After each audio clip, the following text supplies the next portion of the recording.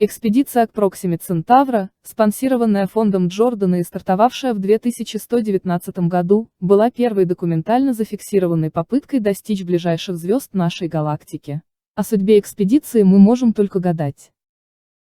Хью Хойланд жадно пожирал древние книги, которые наставник разрешил ему прочесть, и на многие циклы сна лишился желания выползать из каюты наставника Нельсона.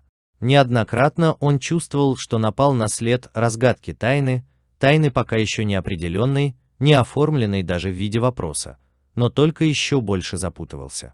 Постичь мудрость ученых предков оказалось сложнее, чем он думал.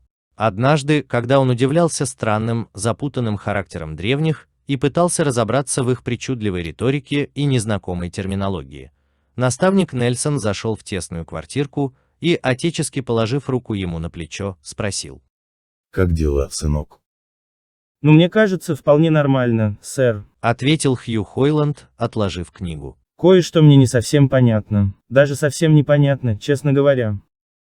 Этого следовало ожидать. Спокойно произнес старик. Я оставил тебя для начала побороться самому, чтобы ты увидел ловушки, в которые может попасть неискушенный ум, если не получит поддержки. Многое невозможно понять без обучения. Что это у тебя?»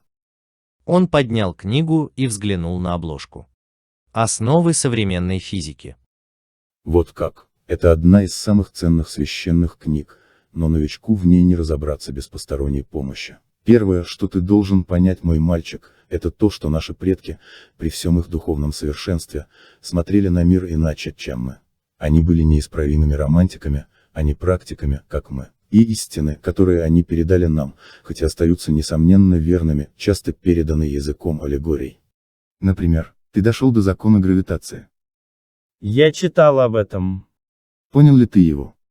Нет, я вижу, что нет. Вот рассуди сам. Ты понимал его в буквальном смысле, как рассуждение о принципах действия электрических аппаратов в той же книге. Два тела притягивают друг друга прямо пропорционально их массе и обратно пропорционально квадрату расстояния между ними. Похоже на формулировку обычного физического закона, не так ли? Ничего подобного. Таким поэтическим способом предки выразили влечение, которым движет любовь. Тела здесь – это человеческие существа, масса – это их способность к любви. Молодые в большей мере наделены этой способностью, чем старики. Соединяясь, они влюбляются, но, разделенные, быстро остывают. С глаз долой, из сердца вон. Очень просто. А ты искал здесь глубокий смысл.